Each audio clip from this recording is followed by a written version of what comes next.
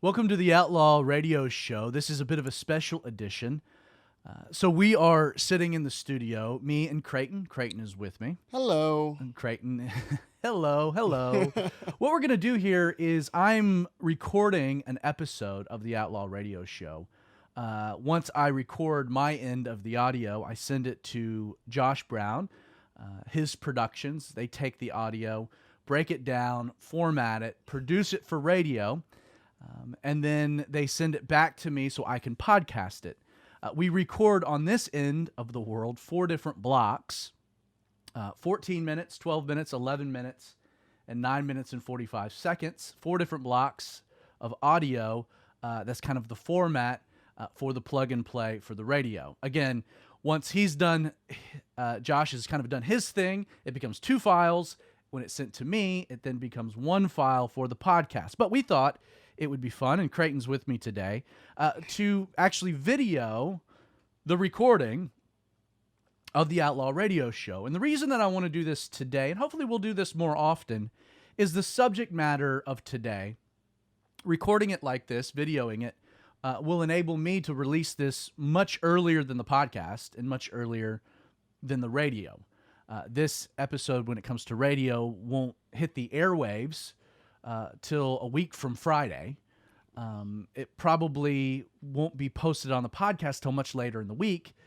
We're recording, it's Tuesday, March 17th. Hopefully we can get this edited and the video released tomorrow. And the reason that that's relevant and important is that everything dealing with the coronavirus, which today's episode of the Outlaw Radio Show is going to deal with. Last week, Andy joined me and we did an episode. This week, I'm going to do another episode about the coronavirus. And I'm going to kind of title the episode, The Gospel of Corona, talking a little bit more about our response from a gospel format. Creighton is not actually going to be on the radio show or the podcast, but he is joining me on the video version. And so between each block, Creighton and I are going to interact. And so, Creighton, if there's any questions that pop up during each block, We can do it like a web exclusive. we can do it like a web exclusive.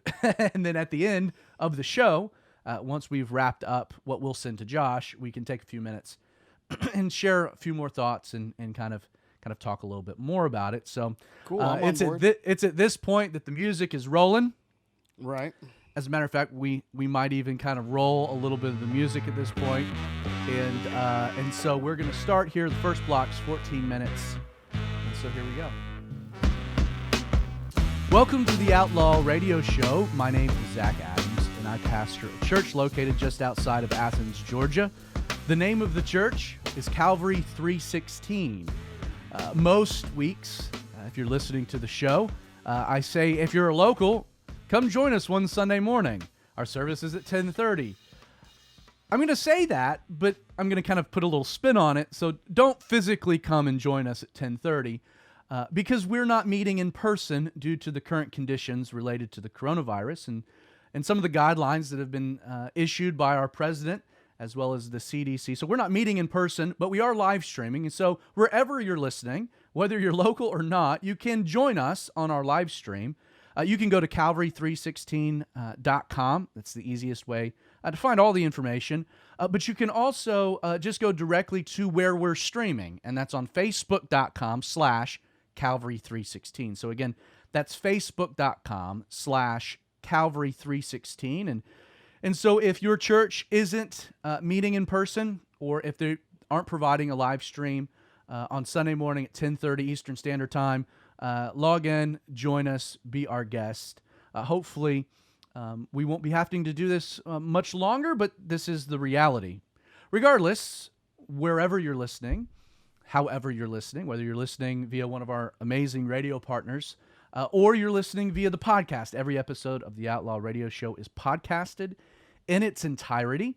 You can go to Apple Podcasts and just search Zach Adams, ZACHADAMS, or Google Play, really wherever you download your podcast. If you're into that, you'll find us. Outlaw Radio, you can search that as well. And so you can listen to the episode in its entirety. So wherever you are, however you're listening, hold tight. Don't go anywhere. Please stay with me for the next hour as I seek to deconstruct really the negative perception that the world has of Christians by honestly and boldly discussing things that are relevant to today, to our society, to our culture. And with that in mind, I think everything's been dominated. The most relevant of all topics is this coronavirus. Last week, if you were with us, as things were rapidly changing, rapidly developing, we fast-tracked an episode. I was joined by one of the elders of our church, my worship leader. Andy Perez has been a dear friend of mine for almost 15 or so years, more than 15 years. And so we kind of talked about what's happened, how this is developing, some of the research that he did that really alarmed him. And then we kind of closed the episode out by talking about some practical things that we, as Christians, should be considering, what we should be doing. Referring back to the notes, just the practical advice we closed the episode with was speak truth. Don't get overly partisan. This is not time for Democrats and Republicans or Democrats or Republicans. Like, we are all Americans, and the virus, it knows no party. And so it's going to attack indiscriminate of who you plan to vote for this fall. And so as Christians, I think it's important that we don't get overly partisan with this particular crisis, and that we try to rely on truth. And I think that's an important thing most people overlook. When the experts aren't sure what the next week or 2 weeks or month looks like, I think it's foolish for Christians to speak with absolutes. If you're engaged in social media, that's one of the things. Most of us are at home. Life has changed very dramatically. As a result, we're spending a lot more time on social media, whether it's Facebook or Instagram or Twitter. And it's easy to get kind of sucked into this. I know I have. I'm a news junkie. I mentioned that the last episode. And my TV has been kind of wall-to-wall Fox News.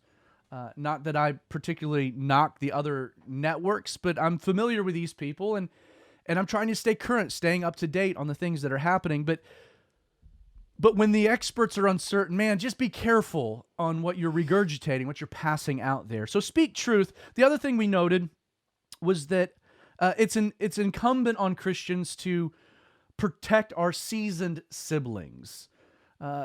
We know that this particular virus is it's deadly mainly to an older generation of people. Now, there's some updated information coming out of Italy lowering the age a bit, but it doesn't seem to affect kids all that much. Or if you're young, and you don't have any preconditions of any kind, if you're in good health, you're going to be okay. But our seasoned siblings, we need to really prefer and care for. That was one of the driving factors of us canceling service this past Sunday, is that we wanted to prefer our seasoned siblings. And there are people like, well, in Walton County, Barrow County, there's been no reported cases of coronavirus. Well, we're not testing fully, and you are asymptomatic for several days. So you could be a carrier and pass that along to someone who would be at risk without even knowing it. And so for us, I think it's important that we protect our seasoned siblings. I know as our church, we've reached out to everyone that's over the age of 70 to make sure they've got supplies and groceries. I think it's a good thing. The other thing that we mentioned, and I'll be getting into this a little bit more later in the show, but I think as Christians, we need to be obeying the laws. We should obey the laws. If the government issues guidelines or stipulations, we need to lead by example as believers, as Christians. And we should follow suit. We should obey the laws of the land. And I don't think, number 4, that there's any problems taking care of your family. I'm the steward of my family, of my home. It's important for me to make sure my kids, Quincy's 8, Theo's 5, Mabel's a year old, to make sure we've got enough supplies, that they have enough food. Now, that doesn't mean you go out and you hoard, a truckload of toilet paper. That's insanity. But making sure you got food for a few weeks, there's nothing wrong with that. I wanted to make sure that we had enough supplies that I could take care of some of my neighbors in a worst case scenario. The lady that lives just next to me, she's in her 80s. On the other side of me, it's a couple in their 70s. And so as being a good neighbor, and that's really the 5th point, that we're to love our neighbor, I wanted to make sure I had enough supplies that if I needed to give to my neighbors, that I was prepared to do so. So where are we right now? Because this coronavirus, it's a rapidly developing thing. I mean, every day more and more data, more and more research. I mean, hour by hour. I think that there are really two things that we can say for sure. One, this joker is spreading fast. It might be the fastest spreading coronavirus, COVID-19, we've ever seen. How quickly it spread through China, through Wuhan. How quickly it then spread into the surrounding Asia-Pacific region. How it's jumped to Europe. I mean, this is now a global pandemic, and it happened really fast. The first 11 cases in America were individuals who traveled back to the States from Wuhan, totally asymptomatic, not coming from the hot zone per se. I mean, this thing, it's pretty incredible of how fast it's spread, how fast it's spreading in America. From New York to California to Washington State to even the state of Georgia, just where I live, looking at how quickly it's developing. And we don't even have the full scope of it. And that's the other thing that should be noted. We're just now getting full testing capabilities, full speed. There are a lot of people that probably are infected with coronavirus that we just don't know about. They're equating maybe every 10 known cases to about 100,000 unknown. I mean, this thing is serious. So it's fast spreading. We can say that for sure. And the other thing is that the mortality rates are still very low. I ran across kind of the progression of this, and I'm going to get into kind of a lot of numbers. I'll try to do this slowly so you can follow me. But on March 8th, and this is specific to America, the United States, and these numbers you can get from the CDC's website. But on March 8th, there were 704 cases in America, and we had 22 deaths.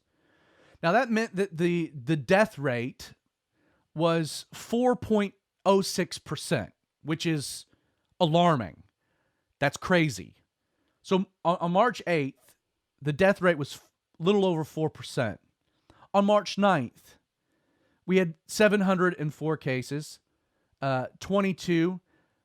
Actually, those numbers changed, but it dropped. The rate dropped to 3.69%. March 10th, we had 994 cases, 30 deaths. So now we're at 3.01%. March 11th, we had 1,295 cases with 38 deaths.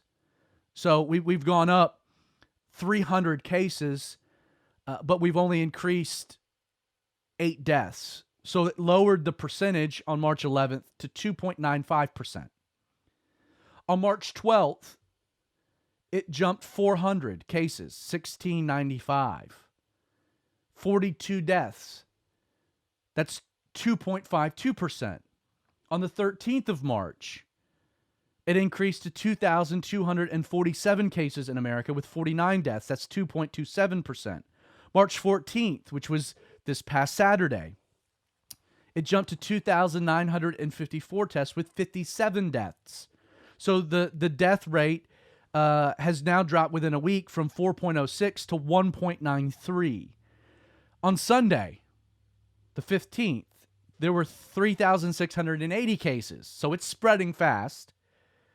68 deaths. So now we're 1.84%. This morning, so on the 17th, this morning, there were 4,226 cases with 75 deaths. That dropped it down to 1.77%. Right before we started recording, I pulled up the CDC website, and now we've jumped to 5,587 cases just today. The death toll has gone from 75% to 100, from 75 people to 101 people. So now we're back up to kind of like 1.8%, which really is where the numbers out of Wuhan kind of stabilized. That the death rate here is 1.8%. Now that number can completely change. As we're testing, we're going to get way more cases. That doesn't necessarily equate to way more deaths. Now, the reason that I bring up these stats is that if you're like me over the last 24, 48 hours, specifically yesterday, the 16th, where you saw the stock market have the single greatest drop in the market, I think it was 12%, since 1987. like we're in Great Depression territory. And when you saw 2,000 points, this crazy sell-off, first thing Monday, you're thinking to yourself, okay, I know that there's this death rate, and I know that's alarming, but are we overreacting? I mean, have you felt that at all, just within yourself? Like, yeah, I know this is bad, and I know it's spreading, but like, I'm not gonna die. Most of us are probably gonna get sick. Okay, I get that, but I'm not gonna die. My kids aren't gonna die. As long as we keep some of the older people quarantined and isolated, they're not going to die. So is this worth like completely destroying the United States economy over? Let me, and this blew my mind. So the two things we know are it's spreading very fast and the mortality rate is low. Let's say it stays at 1.8%. And let's say because this thing is gnarly, just for giggles, let's say everyone in America, all 350 million people end up with the coronavirus. Now, a lot of us will be asymptomatic. A lot of us will never know we had it. A lot of us, it'll be mild. Let's just say everyone in America contracts this thing because it's that contagious. So you take 350 million people with a death rate of 1.8%.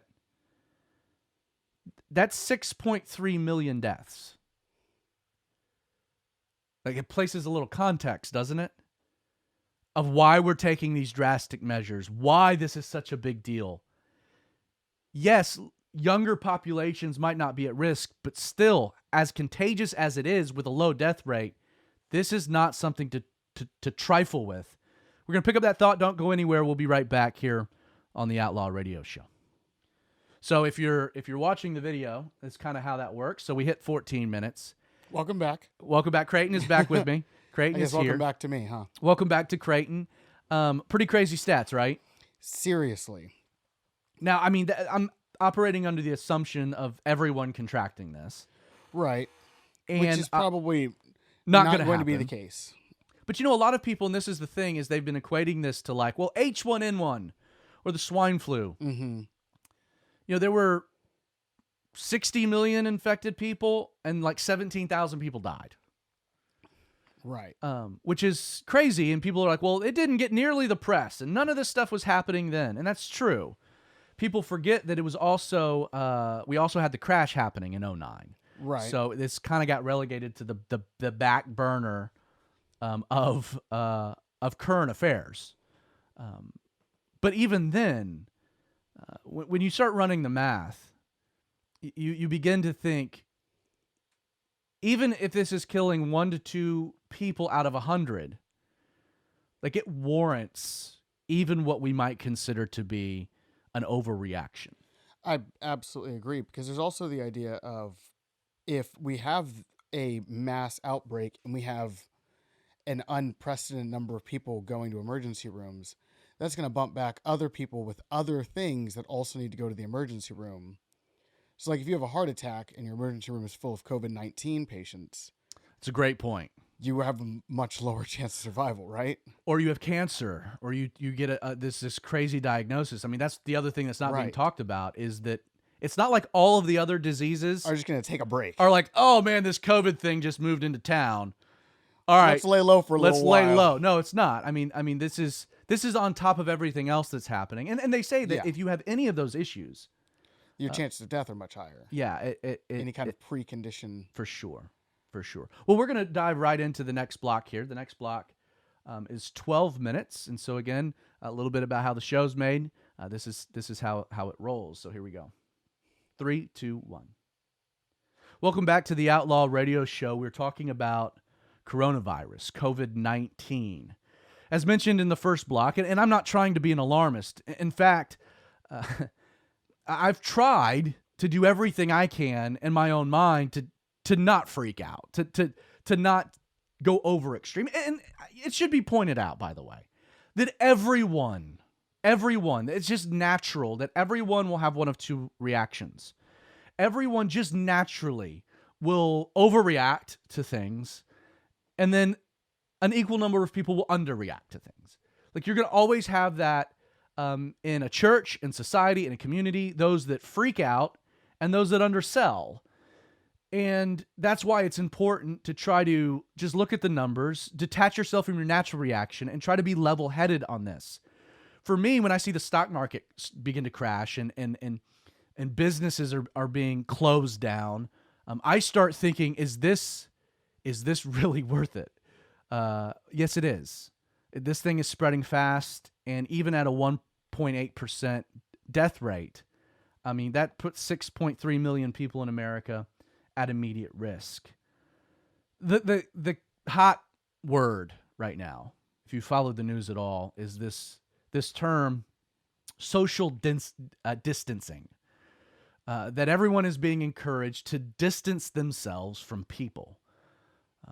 I appreciate the fact that our federal government has left a lot of decisions specifically to the states, because this disease is affecting different areas differently. Higher density populations, you're seeing quicker spread than lower density, more rural areas. And so I appreciate the fact that our government hasn't just issued some edict, kind of a one-step policy that everyone now has to adhere to. The way that they're handling it in New York is different than the way that they need to handle it here in Georgia. How they're handling it in Atlanta is much different than the way that they need to handle it where I live outside of Athens, which is a little bit more rural. But this social distancing, kind of the self-quarantining, virtually every school has been closed for this foreseeable future. For us, it was 2 weeks, and then Brian Kemp, our governor, came out yesterday and said, don't expect any more information till the 31st of March. That bumps us up to spring break, which they've already said they're not going to cancel. So this is kind of a month-long event. The CDC came out yesterday morning and issued the guidelines prohibiting, again, not mandating, but prohibiting. Their strong advice is any gatherings of 50 or more people for the next 8 weeks, which we'll get to in a moment. Later on in the day, when our president came out and did a press conference, he lowered the number down to 10. We've seen in the hot zones, bars closed, restaurants closed, even our local Chick-fil-A you can't go into. It's just drive-through only. You're seeing that's the norm. Again, we're trying to limit contact, the number of people you'll come in contact with. Basically, we're in a quarantine without a forced quarantine, that we need to stay at home, keep ourselves isolated. And the entire idea of this has quite a bit of wisdom, I think. It's the idea that our health system is that if this thing spikes, our health system is not set up to be able to handle the spike. And so if we can limit the amount of exposure and, as they say, flatten the curve, which elongates it, but it flattens it, then it allows, like, instead of there being a rush on the hospitals over the next 2 weeks, if there's a rush on the hospitals over the next 3 months, they're better equipped to be able to handle it. I think one of the reasons that they've canceled basically all universities in America and are sending home students is that they're going to be turning the dormitories into makeshift hospitals, which makes a lot of sense. I would also say, and I haven't heard anyone say this. As a matter of fact, I'll give my dad credit. My dad was the one that brought it up. The government should hire these cruise liners that are docked, put them all up the East Coast and the Gulf, the West Coast, and make them makeshift hospitals. We've done that in other type of catastrophic events like the Haitian earthquake. We've done that in the tsunamis. But we are definitely moving a particular direction. And so kind of where we're at right now, this thing's spreading fast. The mortality rate is low, but still alarming. And I think the third thing that needs to be said is that things are going to get much worse. And I don't mean to say that to alarm anyone, but to prepare you. It's going to get much worse. If all of the data aligns, in some way it does, in some way it doesn't, but we are 12 days behind Italy. So if you're tracking what's happening in Italy, it gives you a glimpse into your 2-week future. Now, the difference between Italy, which is in a full shutdown, full quarantine, you're not allowed outside of your house except for to get groceries. The difference is that the way that they live and the way that their communities are designed are, again, highly dense, and they're multi-generational homes, which has created a different type of a deal than what we will face here in America, where we're a much larger country, much more spread out.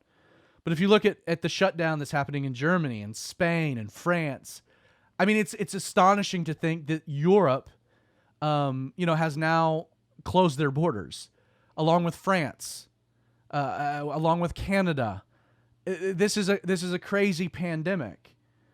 Again, the CDC guidelines are to limit gatherings of 50 people, but what blows my mind is that they specifically said for 8 weeks, which if you extrapolate out takes us to middle of May. Middle of May. I mean, think about the implications of that. The middle of May. That means the worst of this we haven't even come close to experiencing, and we need to buckle up because, man, we're all going to be along for a really crazy ride for the foreseeable future.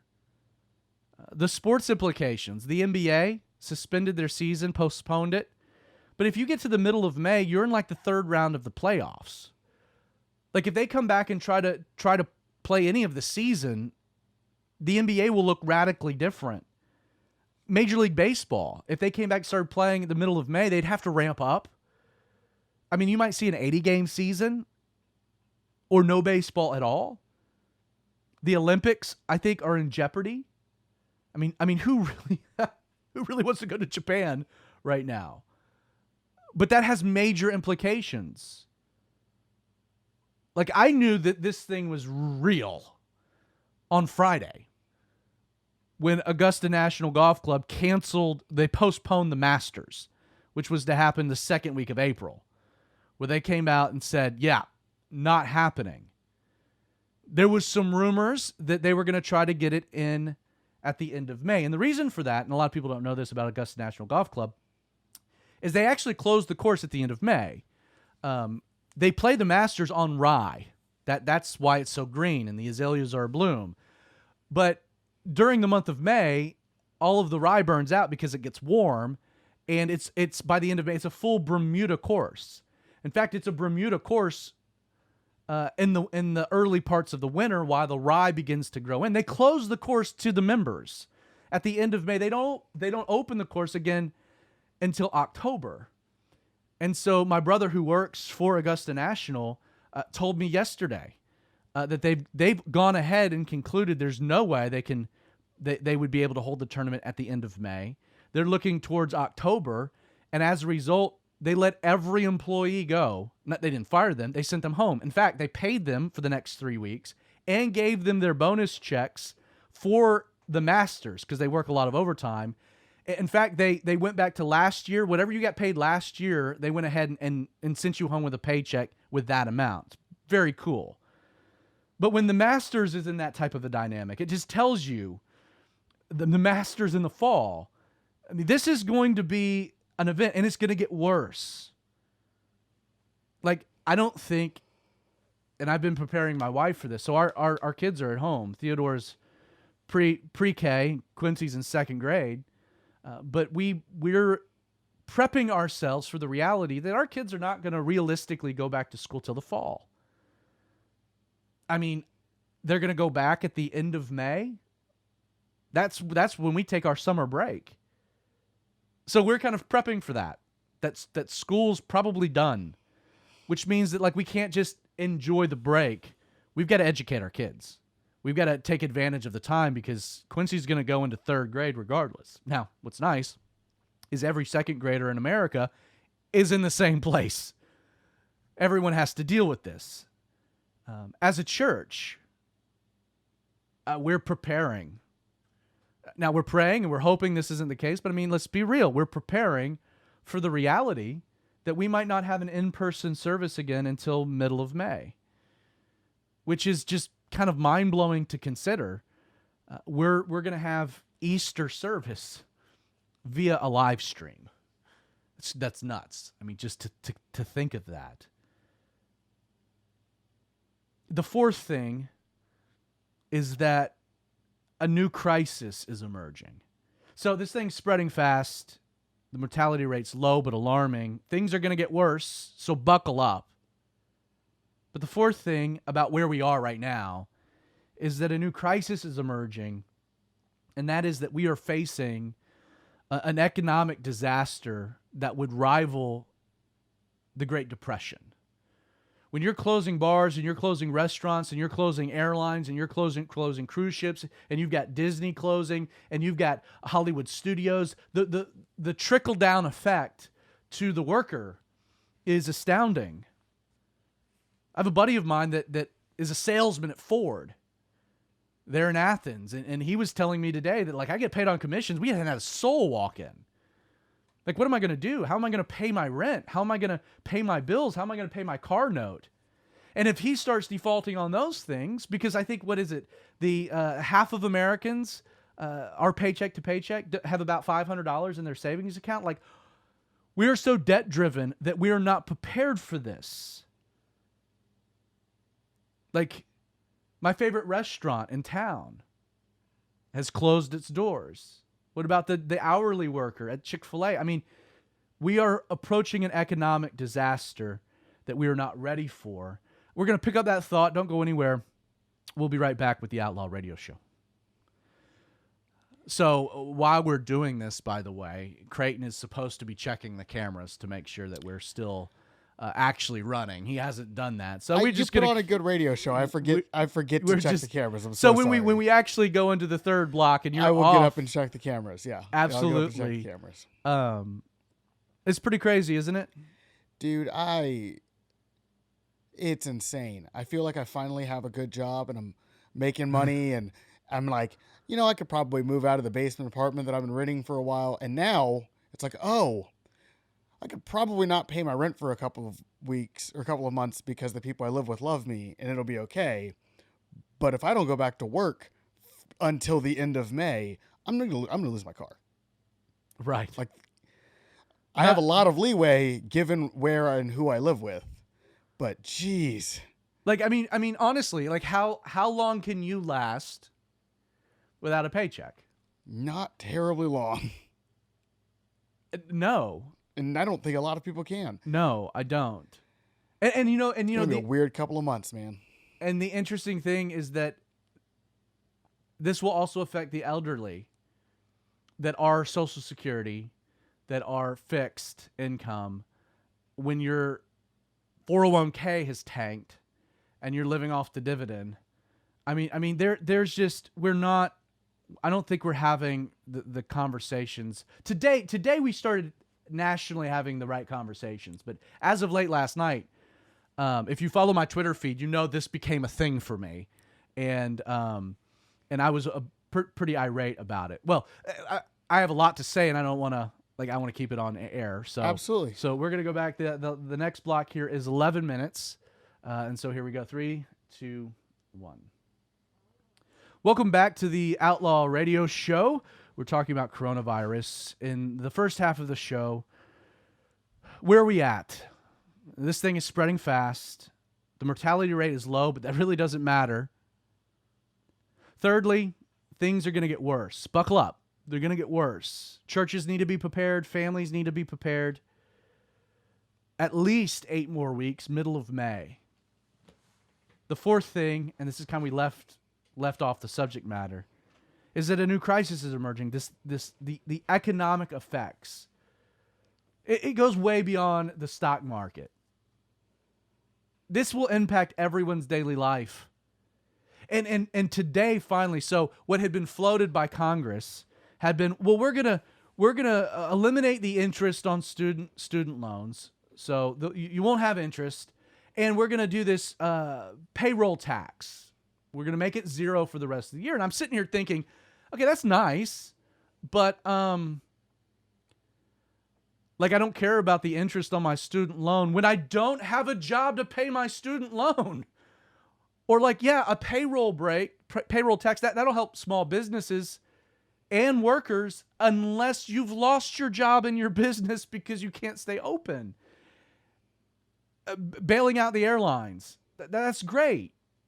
But how is that going to actually save the economy?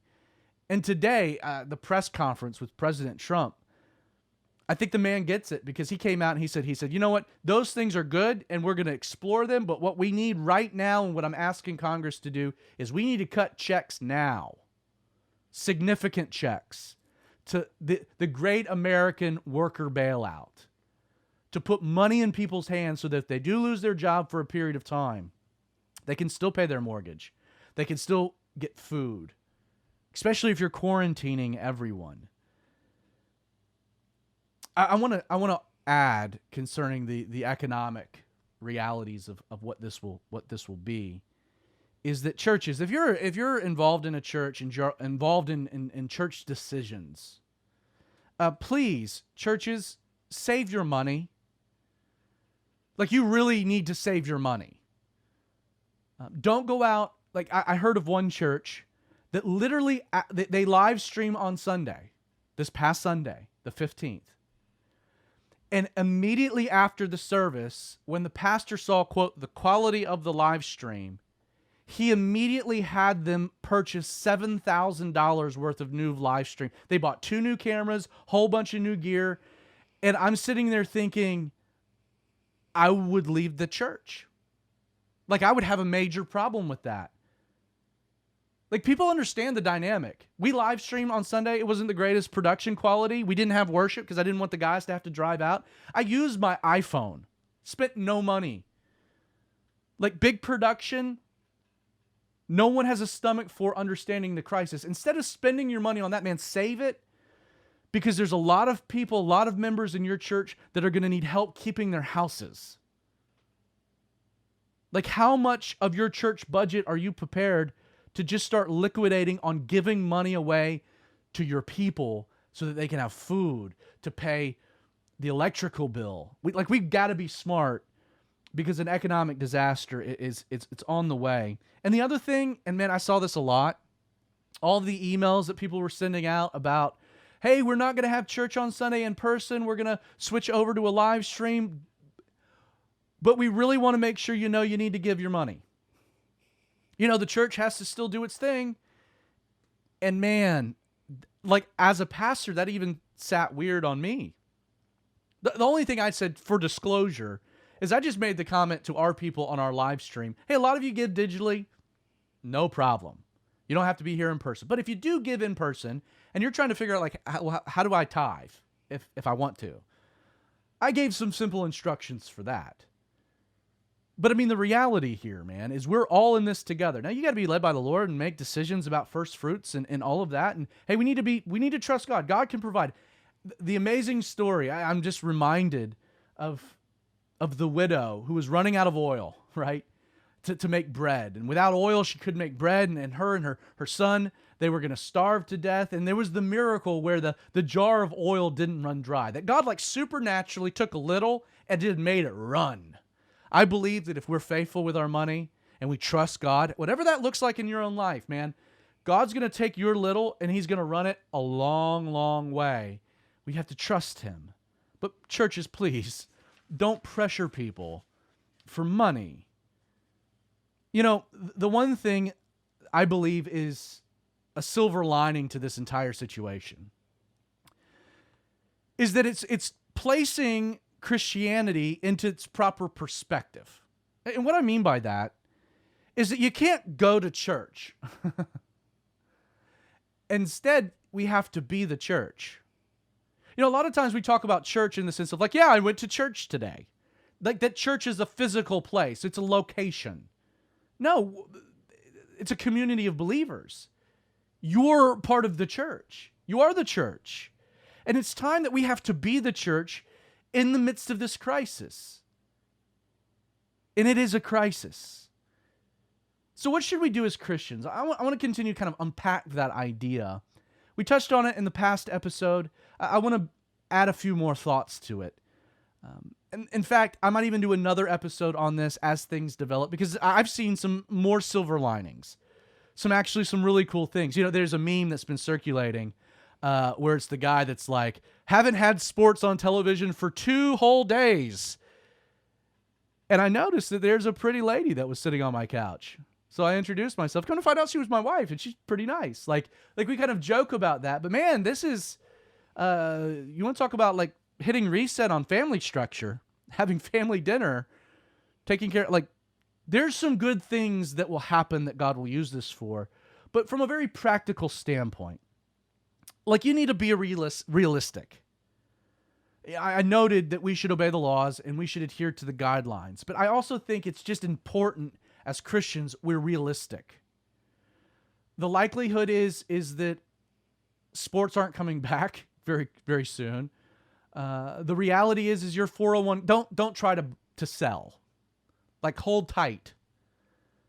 Like, at some point, this virus will go away and the market will rebound. But every day, just kind of anticipate you're going to lose a lot of money. So don't freak out about it. Just know what's going to happen. Be prepared. Be realistic. We're going to be in our house for at least till middle of May. What does that look like? We can't allow this to disrupt our life. We have to create some structure here. We've got to create some boundaries. Like, there are only so many Netflix shows you can watch before you're going to lose your mind. Like, we have to be realistic. That people we know will contract the virus. That our neighbors will. That you might. The likelihood is the probability states you likely will. So be realistic. The second thing that I want to encourage you to do as Christians is to take care of your children. Now, I don't necessarily mean that in just the pure practicalities of making sure they have food and shelter, but I mean, like, take care of them. You know, our kids are kind of getting, I think, lost in the shuffle. They got lost in the live stream stuff that happened this past. I saw no churches do anything for kids.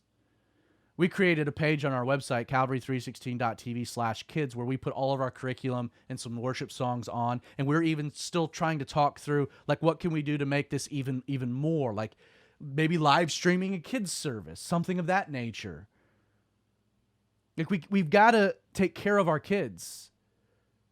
But you know, the most difficult conversation I've had of date was I had to sit my two sons down and explain to them why their baseball season got canceled, why they can't go to school, why they can't see their friends, why we're staying at home, why we couldn't go to church in person.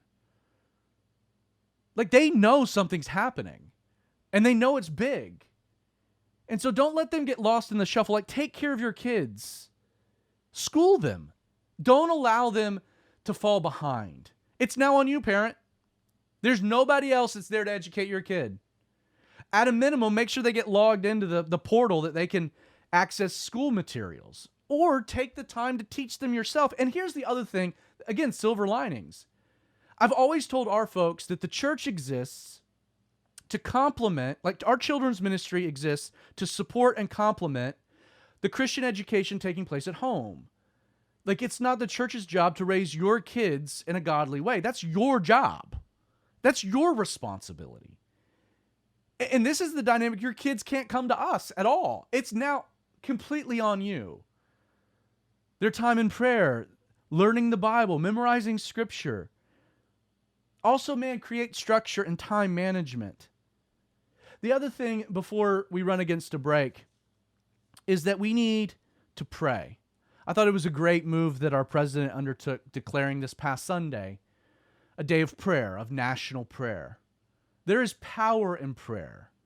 Be anxious for nothing, but in all things through prayer and supplication. Make your requests known to God. Church, we need to be on our knees interceding for our country, praying that the Lord would give our leaders wisdom, praying that He'd give us wisdom. And the other thing is that we need to have a peace. We need to pray, and we need to have a peace. I'm going to build on that thought when we come back. Our contact information, we'd love to hear from you. Very simple. Our website is outlawradio.org. Twitter, Facebook, our email address, all of that stuff's there. outlawradio.org. Don't go anywhere. We'll be back for the final block of the Outlaw Radio Show. So much to say, man. So much to say. I think it'll be interesting to see. September, August will be very interesting on how the schools handle an entire school system that's a half a year behind. That would be fascinating. I don't... Hopefully, they're not all behind. Hopefully, parents, you're doing what you need to be doing at home. Well, my question is more for like the older kids, like seniors who haven't taken the SATs, ACTs, Oh um, man, all of the standardized testing that happens at the end of the year, college entrance exams, AP tests, we are we especially for juniors and seniors. It'll we're be we're in unprecedented. we're in uncharted territory. The probably the closest thing that would have any type of correlation would be the generation of young men that kind of came back from World War II. Yeah, I don't remember that. Yeah, you don't say. No, I don't. I don't know. I must have been In somewhere modern else. times, this is unprecedented, and we're gonna have to rely on each other. And man, and again that comes back to the praying thing. Man, we need to pray for our leaders, because most of the people that we've elected are not prepared for this. I saw somebody said that what we should pray for, is we need to pray that God would raise up Daniels in the halls of like power. that. And the halls of power. Men, Daniel's story of in exile in the palaces of Nebuchadnezzar, and the wise counsel he was able to give, that there was a godly remnant, godly influence. I hope that a man like Mike Pence and Ben Carson and some of those folks are having that same type of a role. Well, we've got 9.5 minutes left. So let's do that, and then we're going to kind of wrap everything up. You and I just kind of talking this through a little bit more. I hope you're enjoying this. My guess is if you weren't, you're gone by now. So if you're still with us, man, that's cool. We're going to do the last block here. Again, we record 4 blocks. I'll send this audio later tonight, actually, to Josh, who will then craft it into the radio show, will then be crafted into the podcast. But this will allow us to release this information earlier via a video, which I think is cool. So let's do this. 3, 2, 1. Welcome back to the Outlaw Radio Show. We're talking about coronavirus. We're talking about what we should be doing as Christians. We need to be realistic. We need to take care of our kids. And I should add, take care of our parents. Take care of our great-grandparents, grandparents, the elderly. That doesn't necessarily mean driving over to their house, because you could put them at risk. But for me, I'm trying to just make a phone call. Just to chit-chat. Just to talk. Just to make sure they knew people were thinking of them. And we're there for them. I've tried to do that with some of my neighbors that I know are in real tough spots. The fourth thing, so we need to take care of our children, be realistic, take care of our parents. We need to pray. Man, we need to have a peace. You know, the world is freaking out, and rightfully so. But we shouldn't freak out. Like, think of it this way. What's the worst case scenario for you, Christian? Like, let's say this is just real bad. Like, what's the worst case for you? You die. Okay. You afraid of that?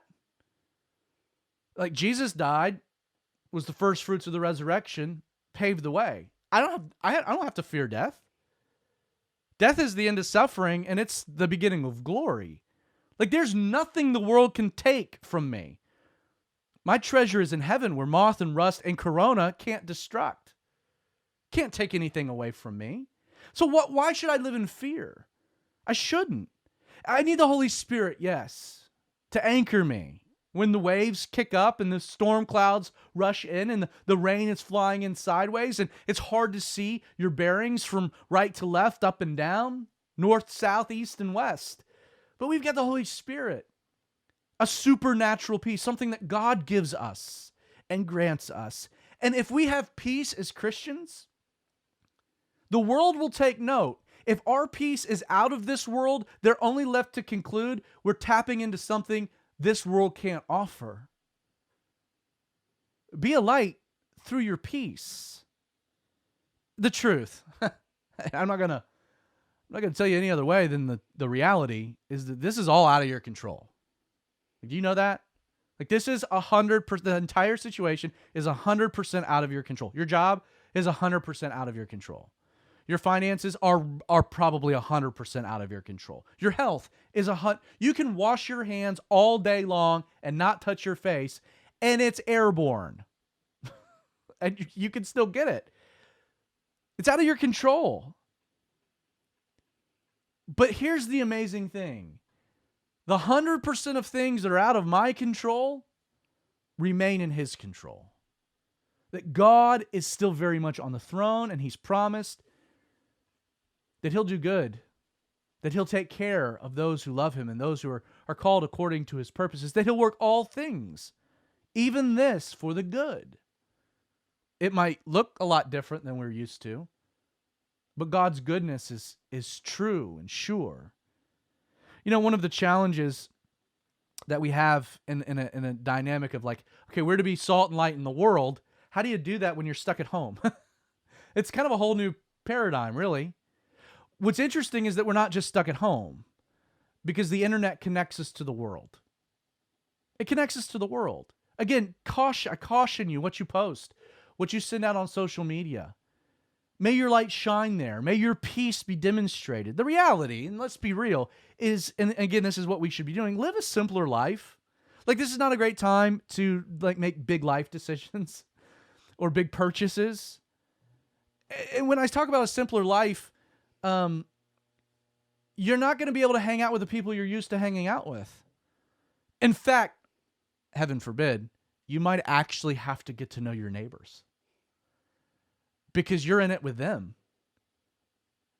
On Sunday, Jessica called our friend across the street, and they've got 2 little boys, and they ended up watching Frozen 2, and they set up a whole movie theater. They were creative, and me and the dad went out back and just chewed the fat and talked about the things that we were worried about. Like, it was just a great, sweet time of community with neighbors. The other thing is that we need to have a faith in action as opposed to fear that paralyzes. A faith that moves versus a fear that creates inaction. Look for practical ways to take care of people. Again, if this thing gets bad, I'm reminded of saints like Mother Teresa, who spent their lives serving lepers in Calcutta, incurable diseases, where Christians are on the front lines ministering and knowing that they're at great risk, knowing that there could be a challenge of life, knowing that they could contract it and die. But we have nothing to be afraid. Like, again, we need to have a faith that moves us to act, that we should be on the front lines. And you know, the church really needs to step up to meet this challenge. And when I talk about the church, I don't mean the church leadership, because they're stuck. I mean, you, the church. That little old lady next to you, her church is going to have a hard time helping her, and her church community is going to have a hard time helping her because they can't get to her. But God has placed you next door for a reason. The other thing I want to say, and I need to be careful in how to say this, and I want to do it tactfully. But if God has blessed you with a storehouse, use it. I'm reminded of the story of Joseph. Pharaoh receives this dream where there's going to be 7 years of plenty followed by 7 years of severe famine. He doesn't know what the dream means. Joseph interprets it. He rises to the second most powerful man in the land, charged with prepping the nation. And so Egypt, for 7 years, they stored resources so that when the famine finally hit, they were able to not only take care of their own, but they were able to take care of all of the people in the surrounding regions, which was a good thing because Joseph's very family, Jacob and the boys, had to come down for provisions. They were going to die in the land of Canaan. There are some of you that have been really prudent with your finances. You've been smart. This whole thing is not going to affect you. Okay, I say not good. You're going to lose some money. As a matter of fact, you've probably taken a beating in the stock market. But that's okay, because you know as well as I do that the stock market will rebound. So just don't sell, and you'll be okay. Wouldn't be surprised if by this fall, we're back up to 30,000. You'll be whole. But if you have enough money to sustain yourself and your family, and you're not worried about that, You're not worried about paying your mortgage. You're not worried about food. You're not worrying about these things. God's given you a storehouse. Don't hoard it. You do what you want. I don't want to tell you what to do. But could it be that God gave you the wisdom, that God gave you the acumen, the resource, the ability, that God gave you the storehouse, not to keep it to yourself, but to use that, to be his hands and feet, to practically meet the needs of people that are desperate around you. The final thing I want to say is that I think as a nation, and again, I want to be very careful here. I'm not saying that this is the judgment of God. I don't want to say that. But it is true that all throughout the Old Testament, pestilence is seen as the judgment of God. As a matter of fact, it's even referred to by God as a judgment. And in every situation, whether you look at Leviticus 26 or 2 Chronicles 7, God says in these type of times it's important to seek him and to pray, and where necessary to repent. It's interesting, over the last 15 years, man, we have seen more immorality legalized in America than in years past. Hey, God did not appoint us to wrath, but to salvation. But maybe we also need to consider what areas we should repent. I'm going to continue these thoughts next week and the week after. Again, this is a show that's meant to be relevant. You can catch up with all of the episodes of Outlaw Radio from our website, outlawradio.org. It's easy to find our podcast there. You've been listening to the Outlaw Radio Show. Again, my name is Zach Adams. I hope you join me this time next week. Don't be afraid. Trust in the Lord. And then we'll continue to be in the fight together. God bless. Talk to you soon. So, there's the Outlaw Radio Show. Welcome to the club where you get to see how it's made. That's Hello, right. Welcome. That's right. You haven't been here in a little while, Creighton. And it's It has been a while. It's nice to kind of, to have you back. It's always nice when I'm looking at someone because okay, so you don't know this, but if you pull the curtain back, there's a refrigerator behind. There's a refrigerator behind Creighton, which is what you're normally staring at. I normally talk to my refrigerator. It's a good listener, though. My refrigerator is a great listener, and it's not going to get infected by coronavirus. So no, it's okay. It's just good. It's good company. For those that are watching right now, you have any questions? Anything? Not necessarily questions. I guess I have a statement of maybe, I guess. Yeah. I think the thing that I've been struggling with in this most of because I'm young, I'm probably not going to die from it, but it does actually I could lose my job or just lose my job for an extended period of time, which could make my life real hard. And so the thing that I've been struggling with is just it is not the fear of death, it is the fear of suffering, I think. Mix like that contrasting with my largely Calvinistic outlook on life. I've kind of been worrying in the last couple of weeks, or last couple of days really, because I wasn't really here last week when it was all coming down, which has just been interesting. Because you asked what are you, hey, dear Christian, what are you worried about? And it's not death, because I couldn't care less about death. It's suffering is what I'm worried about. If I'm worried, which once again, I don't really know if I describe it as that. It's just kind of like every now and then, oh, that's right, things get real bad. And then I go back to working on the breaks that I'm working on or whatever. I think that the most important thing that we need to be doing, and this is kind of where Jessica and I, just as a family, let's just take every day, one day at a time. Let's not get overwhelmed by the totality of what might be, what might come, because the truth is no one knows.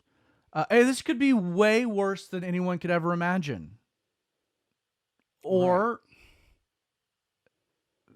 it could clear up and it gets not hot be nearly as bad. Where God intervenes. I mean, there, it's one of those things where you don't know what you don't know, as Yogi Berra used to say.